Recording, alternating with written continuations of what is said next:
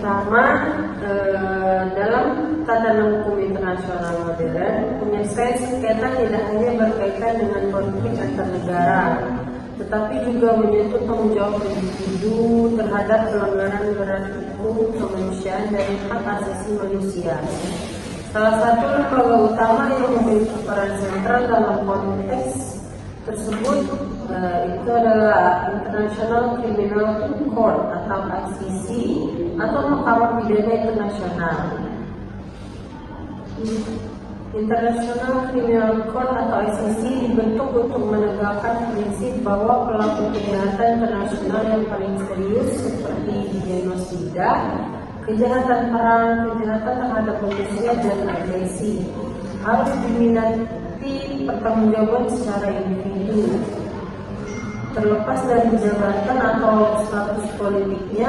Keberadaan ICC menandai kemajuan besar dalam sistem hukum internasional, karena lembaga ini tidak hanya berfungsi menghukum pelaku kejahatan, tapi juga menjadi instrumen dalam menjaga perdamaian dunia dan menyelesaikan sengketa melalui mekanisme hukum dengan bukan kekerasan. Dasar hukum dan pembentukan ICC ini dibentuk berdasarkan Statua Roma atau Rome Statute yang diadopsi pada 17 Juli 1998 di Roma, Italia, dan mulai berlaku pada 1 Juli 2002 setelah memperoleh ratifikasi dari 60 negara. Statuta Roma menjadi dasar hukum utama yang mengatur pembentukan, kewenangan, struktur, serta prosedur peradilan ICC. Pembentukan ICC merupakan puncak dari upaya panjang komunitas internasional pasca Perang Dunia Kedua untuk menciptakan sistem peradilan yang bersifat permanen dan universal. Sebelumnya, dunia telah mengenal pengadilan ad hoc seperti International Military Tribunal di Nuremberg dan Tokyo setelah Perang Dunia Kedua, serta pengadilan khusus seperti ICTY atau International Criminal Tribunal for the former Yugoslavia dan ICTR, International Criminal Tribunal for Rwanda. Namun, semua pengadilan tersebut bersifat sementara. Berbeda dengan itu, ICC bersifat permanen dan independen, sehingga tidak perlu dibentuk kembali setiap kali terjadi pelanggaran hukum internasional. Markas besar ICC berada di Den Haag, Belanda, dan lembaga ini memiliki keanggotaan terbuka bagi semua negara bersedia meratifikasi status Roma.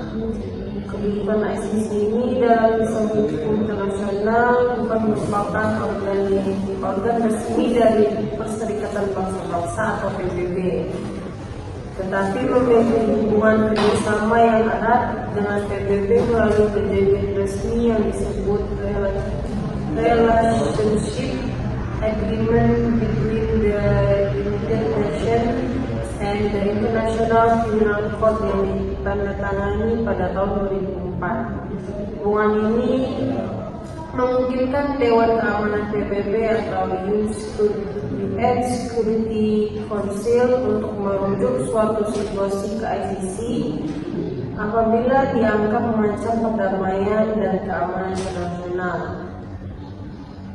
Sebaliknya, Dewan Keamanan juga memiliki kewenangan untuk menunda penyelidikan atau penutupan ICC selama 12 bulan melalui resolusi yang sah.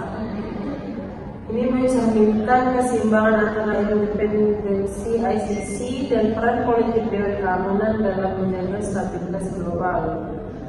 Dengan ini, ICC berdiri sebagai lembaga hukum internasional yang independen, tetapi tetap terintegrasi dalam sistem hukum dan keamanan internasional.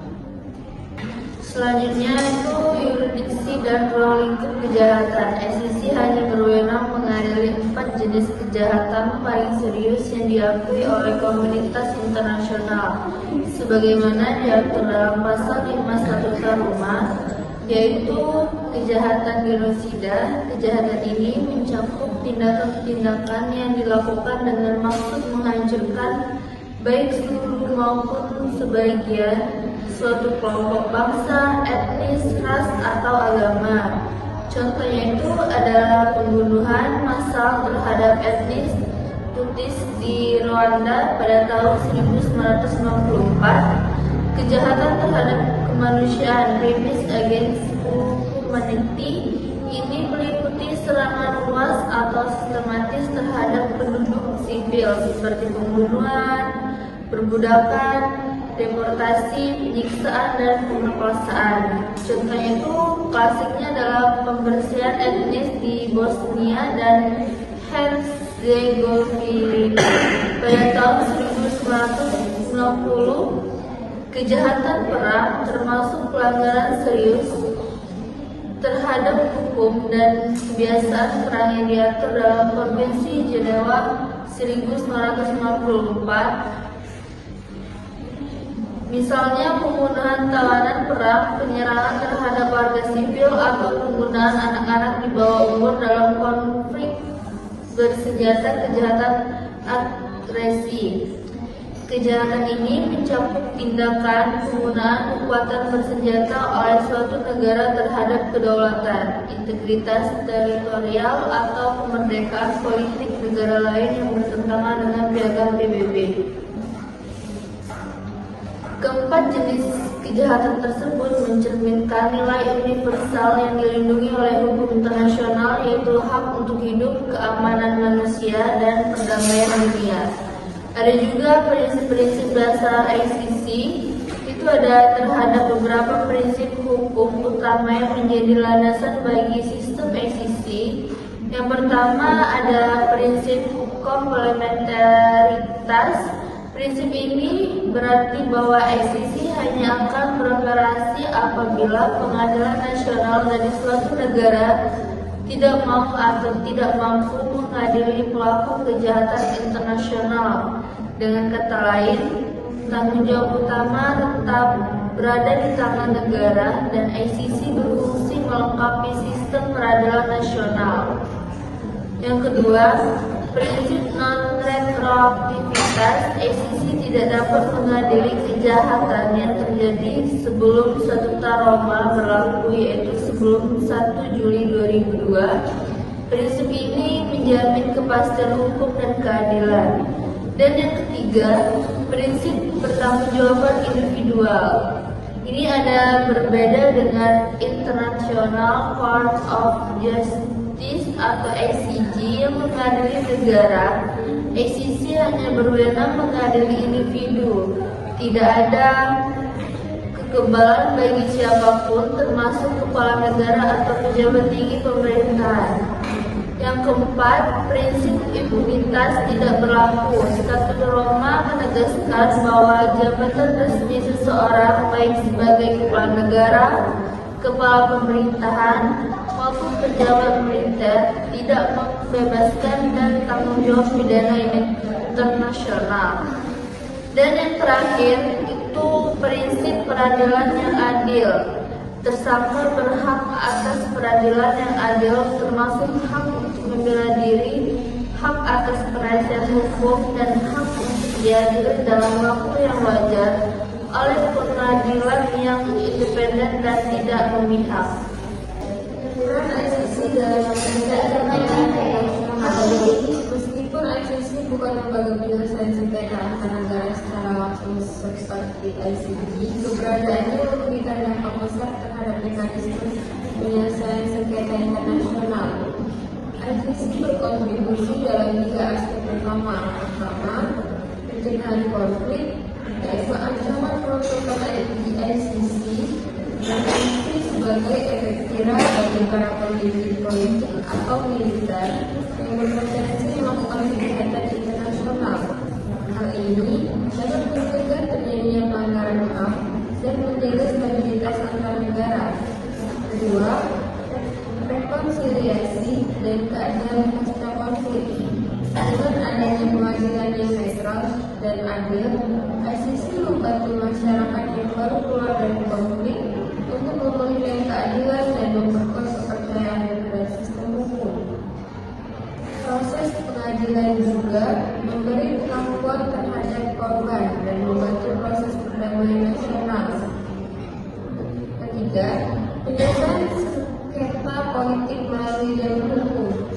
Banyak sengketa internasional yang awalnya bersifat politis dapat dialihkan menjadi permasalahan hukum melalui mekanisme ICC. Misalnya, kasus dugaan kejahatan perang atau kejahatan terhadap kemanusiaan dapat diselesaikan secara yudisial tanpa menimbulkan eskalasi militer atau diplomatik. Contoh kasus penting dalam ICC. Kasus pertama yang menjadi tonggak sejarah ICC adalah kasus pemerintah dari Republik Demokratik Kongo. Dia didakwa karena merekrut dan menggunakan anak-anak di bawah usia 15 tahun sebagai tentara dalam konflik bersenjata. Pada tahun 2012, ICC menjatuhkan hukuman 14 tahun penjara kepadanya. Putusan ini penting karena untuk pertama kalinya ICC menegaskan bahwa rekrutan anak dalam perang merupakan kejahatan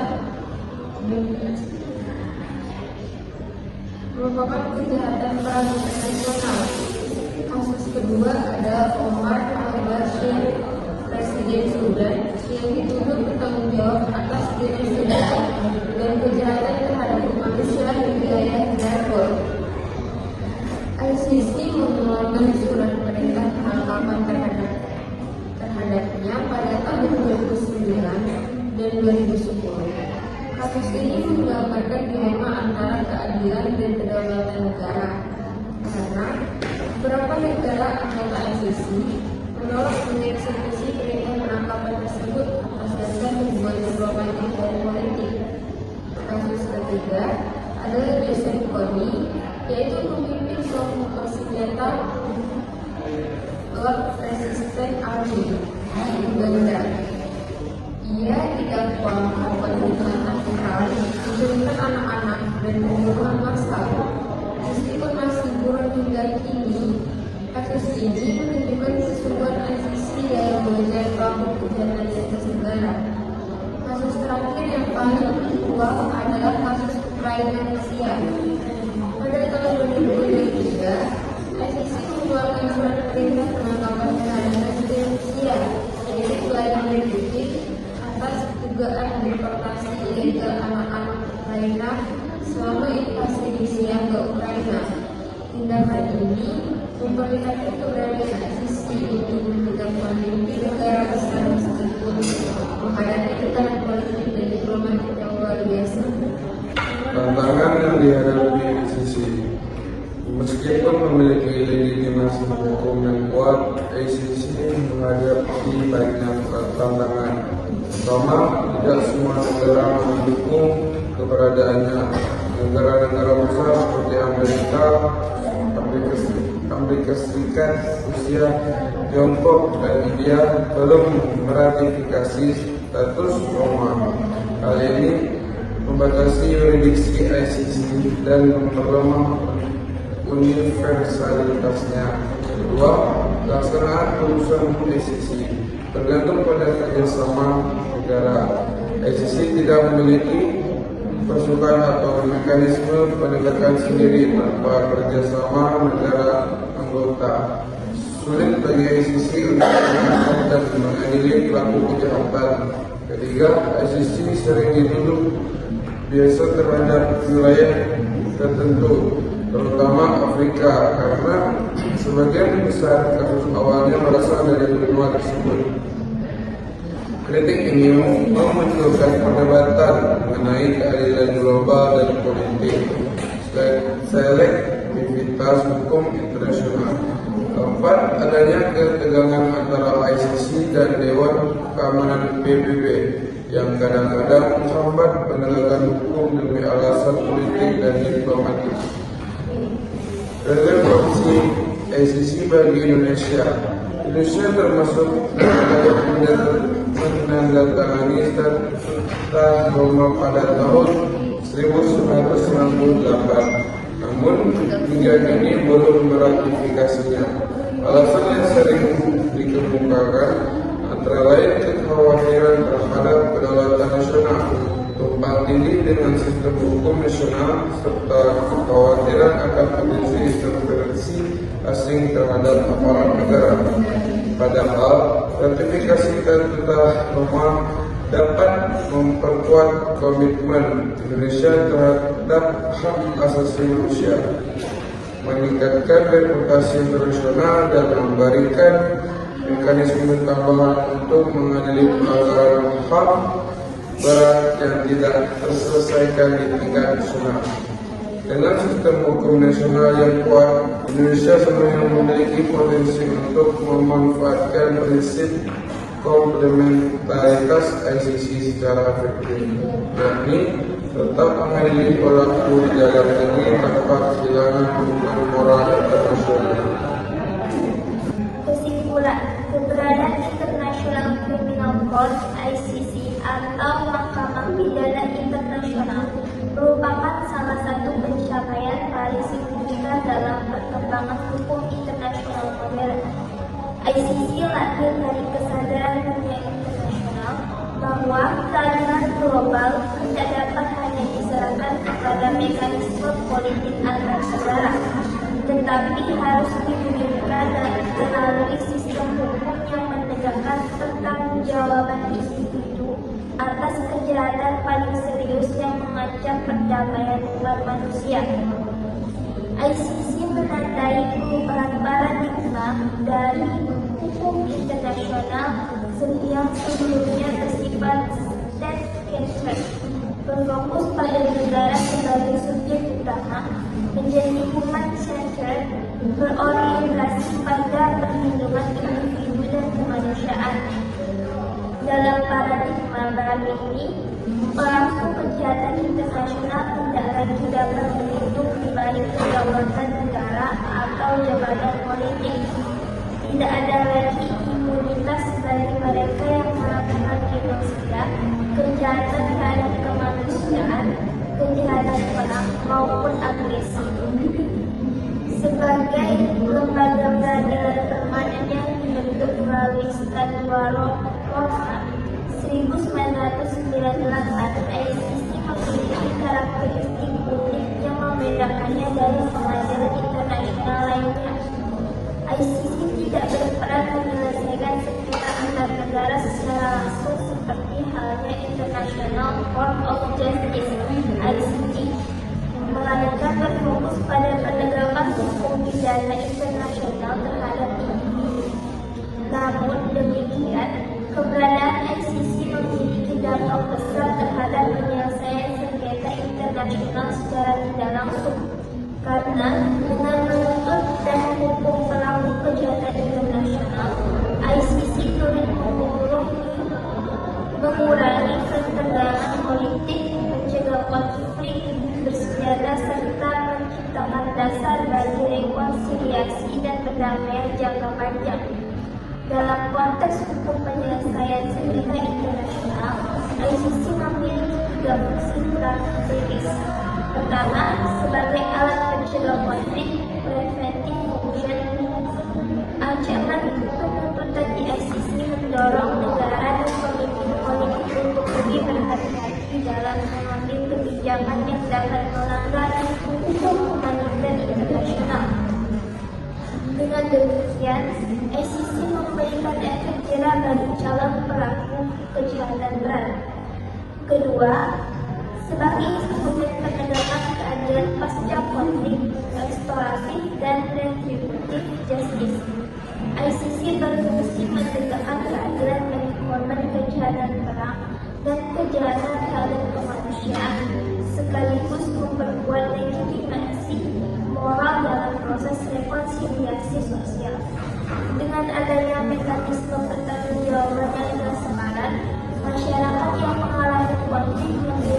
ruang untuk memulihkan kepercayaan terhadap hukum dan institusi negara. Ketiga, sebagai mekanisme penyelesaian sengketa melalui jalur hukum internasional, Judicial Settlement of Political Disputes. Banyak konflik internasional yang sebelumnya hanya dapat bisa diselesaikan secara politik kini memiliki hukum yang jelas tentang keberadaan ICC. Dengan menyiapkan kesimpulan lembaga yang netral dan judicial, potensial eskalasi politik antar negara dapat ditekan dan dialihkan ke ranah hukum. Meskipun demikian, ICC tidak terlepas dari berbagai tantangan dan keterbatasan struktural. Jurisdiksinya hanya berlaku terhadap negara-negara yang meratifikasi Statut Roma, sementara beberapa kekuatan besar dunia seperti Amerika Serikat, Rusia, Tiongkok, dan India belum menjadi anggota. Kondisi ini menyebabkan penerapan hukum pidana internasional belum bersifat universal. Selain itu, ICC tidak memiliki kekuatan penegakan sendiri dan bergantung sepenuhnya pada kerjasama negara anggota untuk melaksanakan penangkapan dan hukuman terhadap pelaku kejahatan. Hal ini sering menghambat efektivitas ICC dalam penegakan keputusannya, seperti yang terlihat dalam kasus Omar al-Bashir dan Joseph Kony. Isu lain yang juga mengemuka adalah tuduhan bahwa ICC bersifat bias, terutama terhadap negara-negara Afrika. Sebagai besar kasus pertimbangan ICC pada awal bulan berasal dari Afrika, sehingga muncul persepsi bahwa ICC lebih keras terhadap negara-negara berkembang dibanding terhadap negara maju. Namun perlu disadari bahwa sebagian besar kasus tersebut justru diajukan oleh pemerintahan Afrika sendiri yang membutuhkan dukungan internasional dalam menegakkan hukum terhadap pelaku kejahatan di wilayahnya. Meskipun berbagai tantangan tersebut masih membayangkan kontribusi ICC terhadap penguatan supremasi hukum internasional tidak dapat disangka. ICC telah menciptakan standar hukum global yang menegaskan bahwa pelaku kejahatan terhadap kemanusiaan akan selalu dimintai pertanggungjawaban tanpa memandang pangkat, jabatan, atau status politiknya. Dengan menghadiri tokoh-tokoh seperti Thomas Mulangadilo, Omar al-Bashir, dan akan mengkuatkan pemerintah penangkapan terhadap Presiden Rusia Vladimir Putin, ICC telah menunjukkan komitmen moral dan hukum yang kuat untuk menegakkan prinsip equality before international law, kesetaraan setiap individu di hadapan hukum internasional. Pada akhirnya, ICC merupakan cerminan dari upaya umat manusia untuk membangun tatanan dunia yang lebih berkeadilan dan berpenduli kemanusiaan. Dalam sejarah panjang peradaban selalu ada jarak antara kekuasaan dan keadilan. ICC hadir untuk mempersempit jarak tersebut, menjembatani idealisme hukum dengan kenyataan politik global.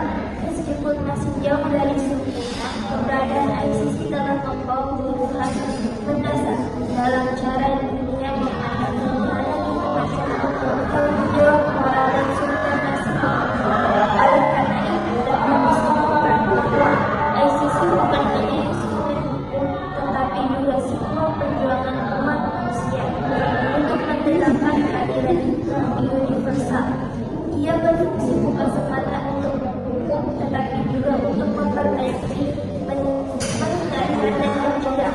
Melalui konteks penyelesaian sengketa internasional, ICC berperan menjaga keseimbangan antara keadilan dan perdamaian antara masyarakat dan kemanusiaan.